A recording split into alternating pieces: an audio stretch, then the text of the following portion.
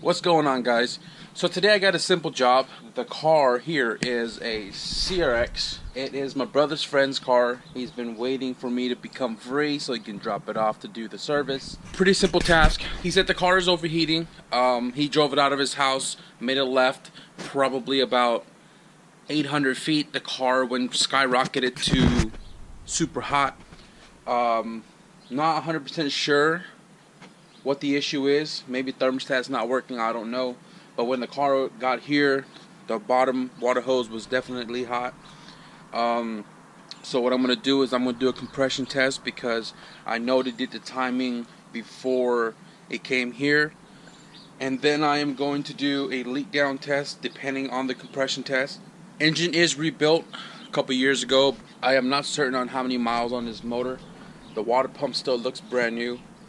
And in this video I am going to do the service, but I am not going to get thorough with it because if you guys been on my channel long enough, there are several videos of it. I'll put cards on the top on the process of doing a head gasket job. So I'm just going to pretty much explain briefly like on what you have to do to get the service done. And so I'm going to whip out my compression tester, test the engine, and see what kind of results we get. So this car has a D16 Z6 when he had it rebuilt from the shop. He wanted that extra little kick.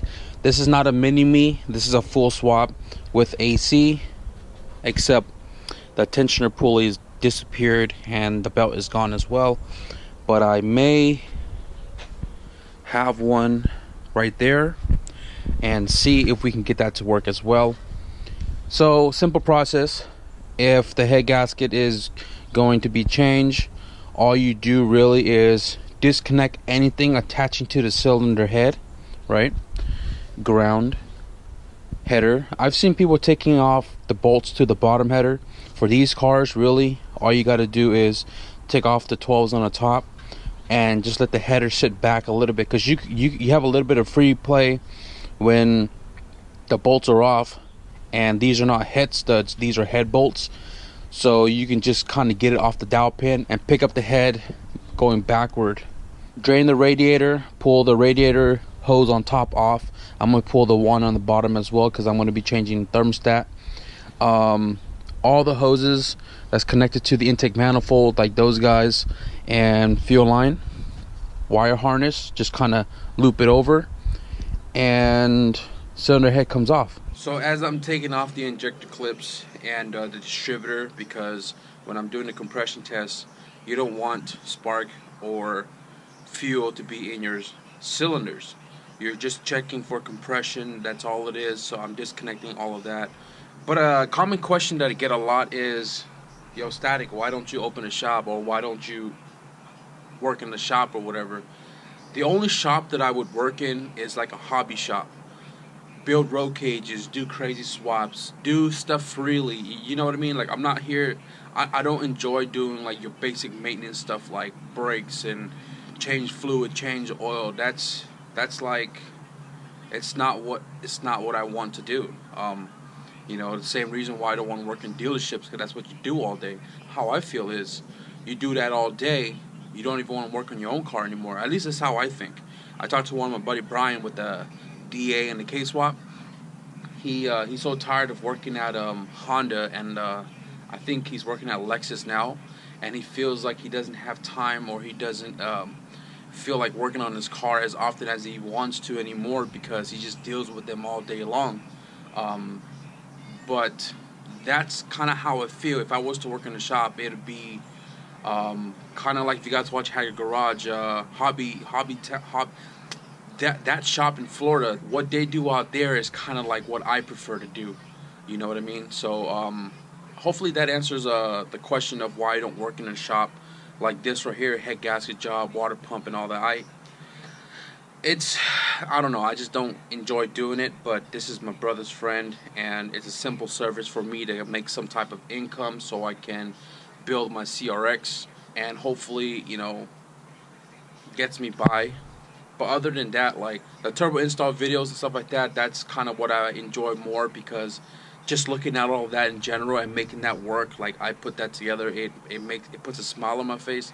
So I know regular maintenance is like easy money and stuff, but like what makes me happy is fabrication, beast setups and shit like that. That's kind of like, that's what I'm into. I don't know, everybody has their own opinions on it, but jobs like this, sometimes you just got to take it, do what you got to do to get by, get it done, and on with the next, right?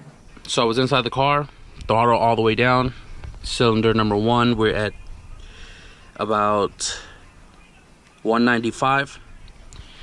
It's pretty high for a single cam. So 195. What the fuck is that? I'm going to switch it over and give you some readings on the other ones.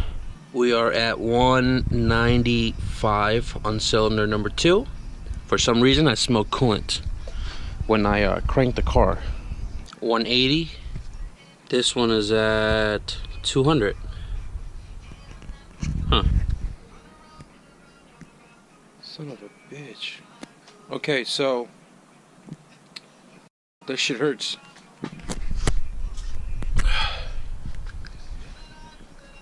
Skunk to radiator cap. Son of a bitch. So the compression looked pretty good. It's pretty high. And then I was gonna do a leak down test, right?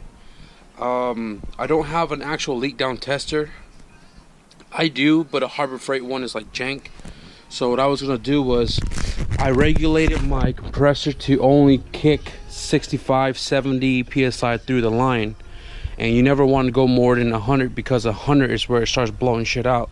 So 60 to 75 would be enough to catch a leak somewhere. If there was a leak between the valves, if there was a leak between the piston rings, if there was a leak between the head gasket going to another cylinder.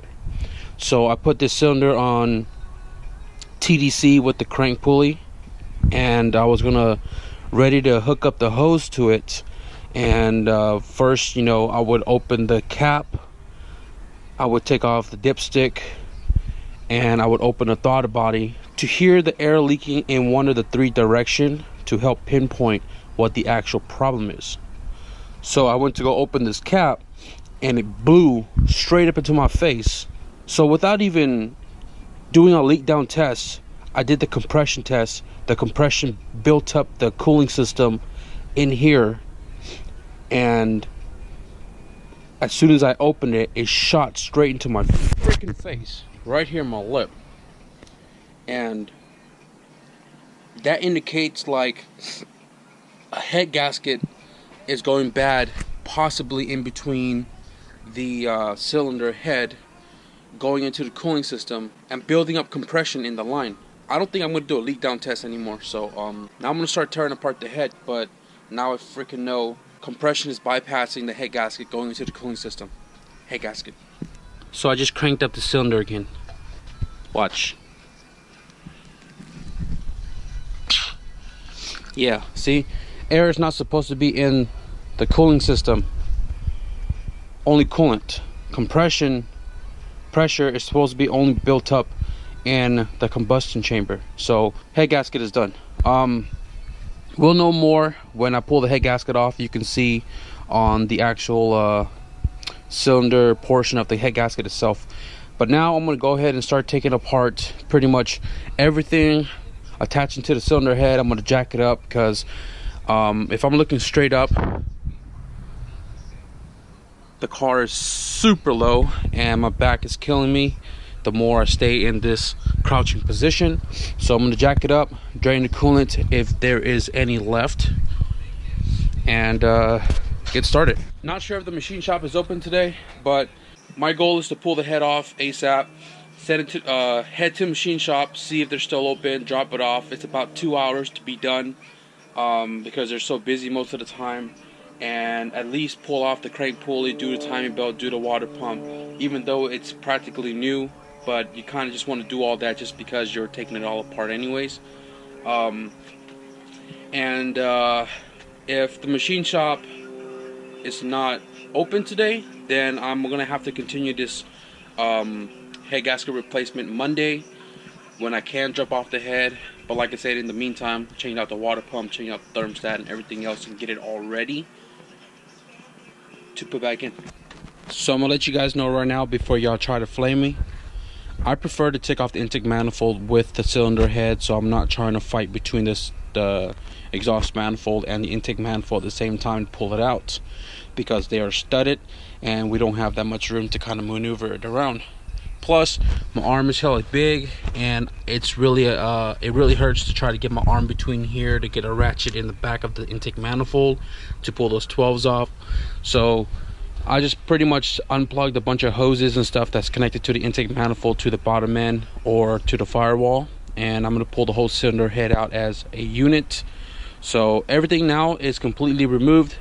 All I got to do is start taking out the valve cover and all the cam caps, the timing belt, and then the head is ready to come out. I checked the oil. There was no milk on the dipstick, but I just pulled these valve cover bolts off, and you can see all the milk that's on here.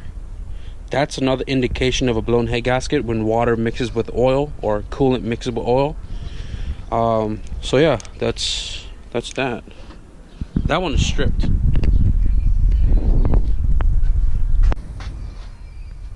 Holy shit.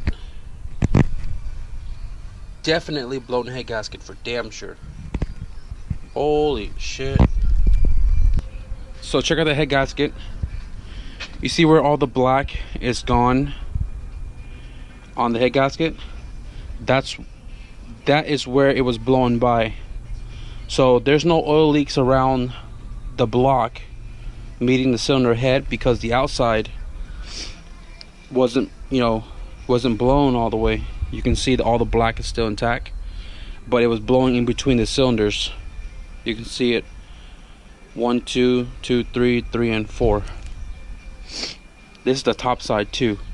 So now I'm going to disassemble the intake manifold and the sensors and the water neck and all that stuff, because the machine shop is going to do it anyway. So I'm going to do it beforehand, so that way I know I'll have everything back when I get it.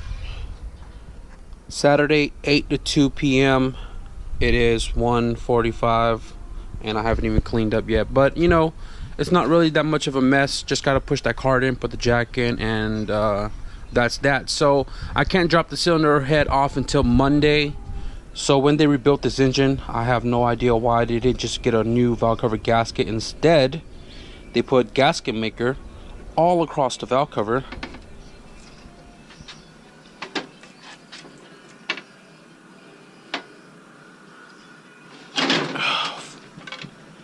I'm gonna have to buy a new one of that as well. So since there's not much to do today because the machine shop is now closed, I'm gonna head to the junkyard because a CRX just came in.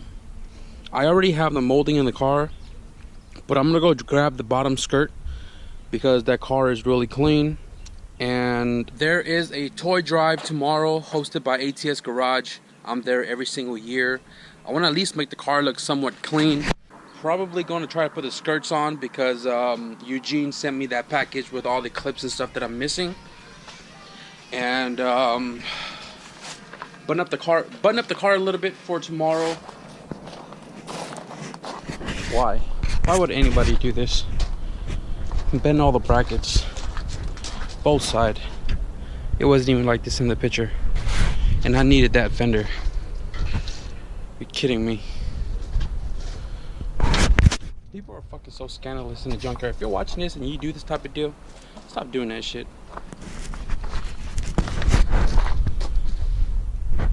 Holy shit.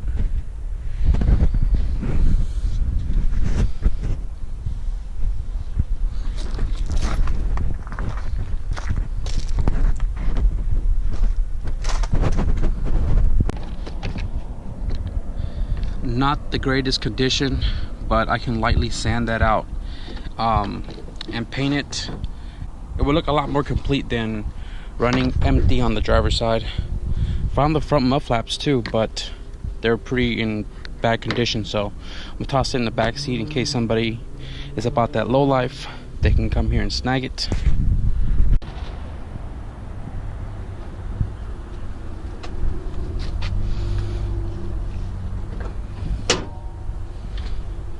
Wonder who popped my hood. I was so frustrated at the fact that this biatch charged me $22 for this fucking piece of shit side skirt. I said, what in the hell is a skid plate? It is the closest thing to what that is. Bitch, you didn't even know what the fuck this shit was. It's a side skirt. It's a kick panel. It's a... Put it under miscellaneous plastic. What the fuck is a skip, stupid motherfucker? Little Gooberlicious. So these are all the clips from SeerxDood. Again, I'll put his link in the description below. These are all the clips that I need to install that skirt and my side molding and the bottom door cap. Where is my molding? There's my molding. So I'm gonna go through that box, see what's in there.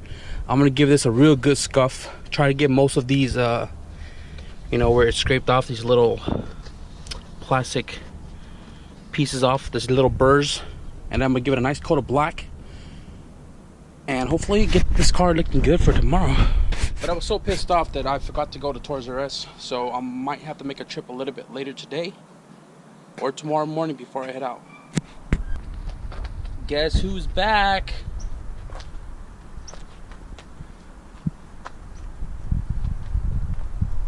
That looks good. You wanna get smoked? No, you ready? You ready? You ain't ready? Oh, you ready? Get some! Get some! Man, he don't want it. He already got gapped like 3 buses. Shit. That's crazy. What, 8 now? Yeah. That man's huge, dog. Yeah. That's great,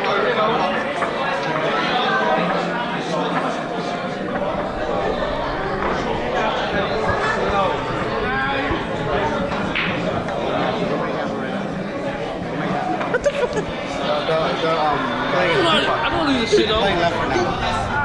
You did last day. Yeah, but I was with you though. You want the weekend? What? The weekend. You better do that shit. That's before a whole bunch of people. Right, that's what I said. I put the money in. It's hella money. It's on from my phone. See, he's not doing shit. I don't do it. Right?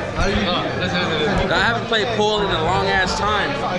I didn't do bad for my first time back on the table. I only had 2 solids left before my brother cleared me out.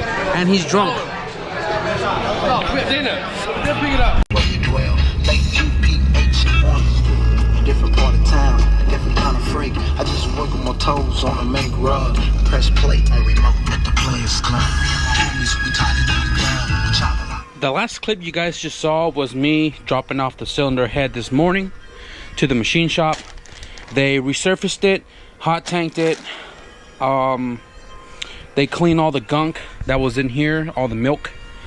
And in the CRX, I went to O'Reilly's right after. I picked up the head gasket, the intake manifold gasket, new valve cover gasket, because the other one was just a whole bunch of gasket maker in between.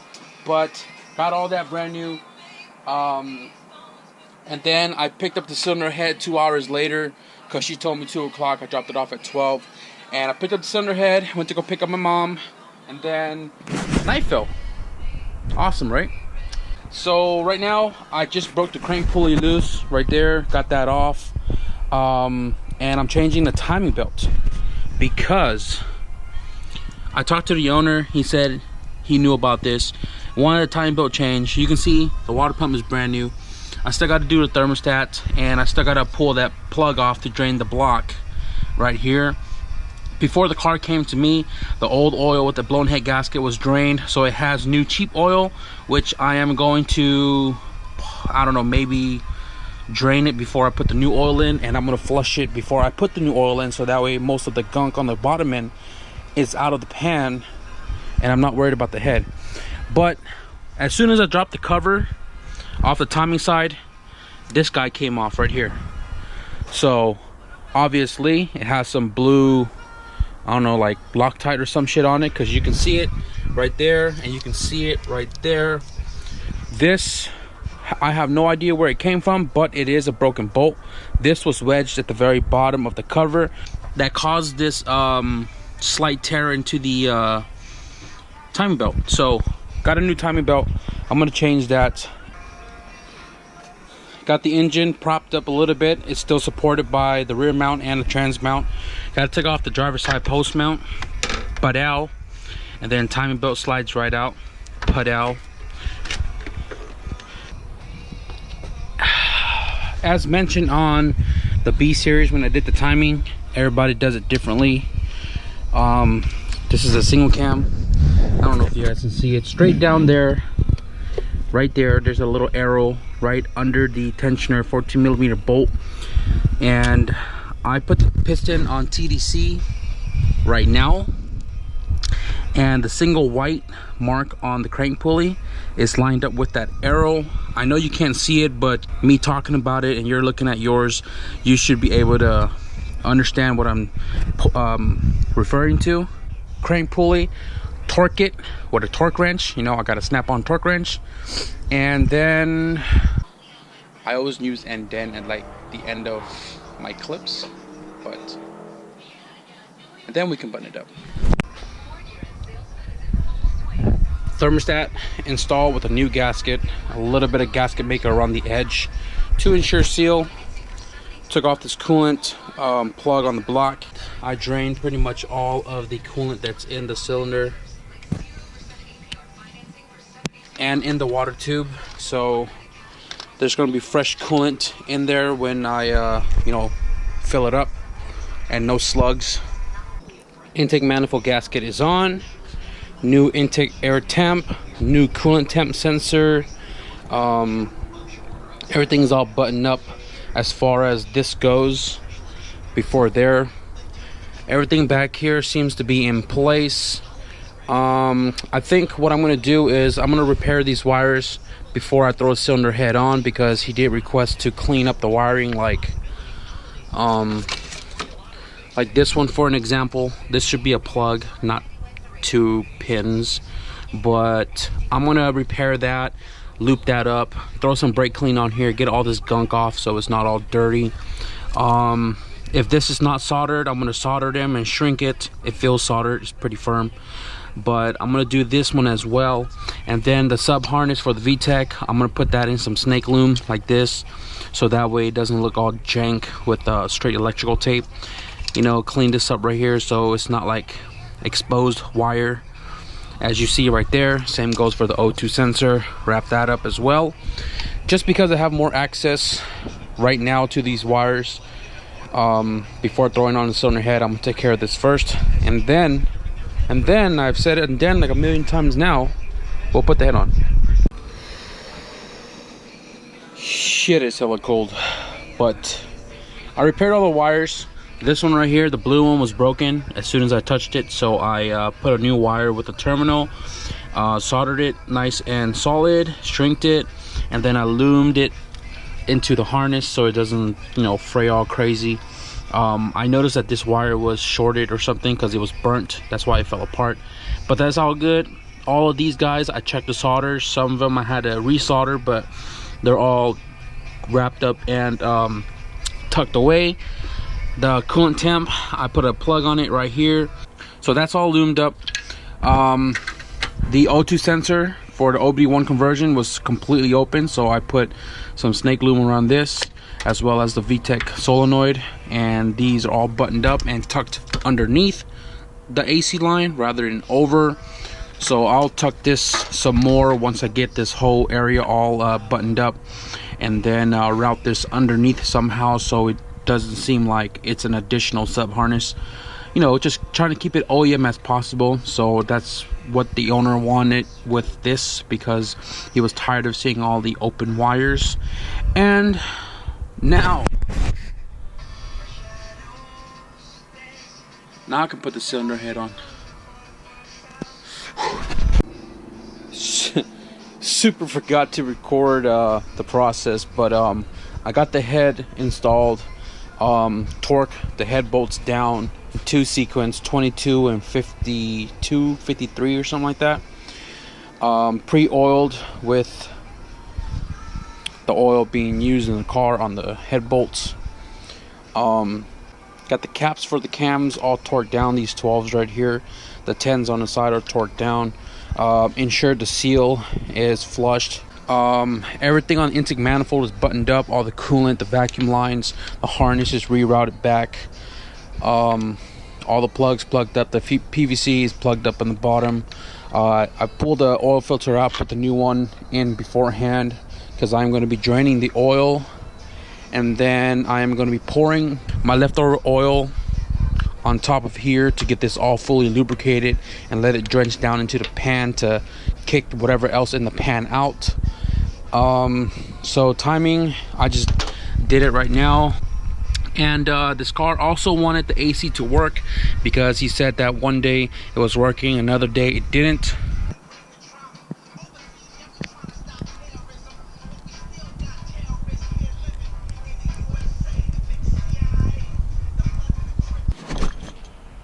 And I am back in the garage. Last night was getting super cold, it was getting super late, and there was a lot more problem that this car came in here for. So I had to get out of the room because I just ate a fat ass burrito to start off my day. That's my chato whore right there. So the valve cover bolts, now these are common and I don't know why. These motherfuckers stripped in the cylinder head, and I couldn't get it to, you know, pressure the valve cover to seal the valve cover gaskets. Yesterday it was just this one that I fixed, and then it was this one, and then it was this one, and then it was that one. I spent all night, instead of finishing the car, turning it on, I spent all night trying to improvise. In my bolt bin, I grabbed another 10mm stud, a good maybe 25mm threaded 10mm, where I cut this portion off, and then I welded the other half onto the stud with this gasket to make it longer to thread all the way down to the bottom portion of where it's supposed to thread to, where it is not stripped. So I had to do that with this one, this one, this one, and this one. So now they're fully tightened down and it's compressed. These three are no longer this style, instead a long 10mm.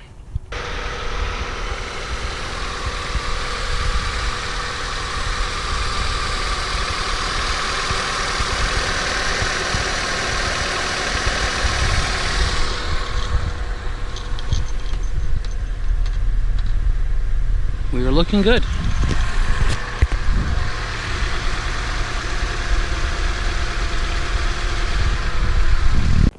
Alright guys, so that is the end of this video. Car runs cherry, drove around the block.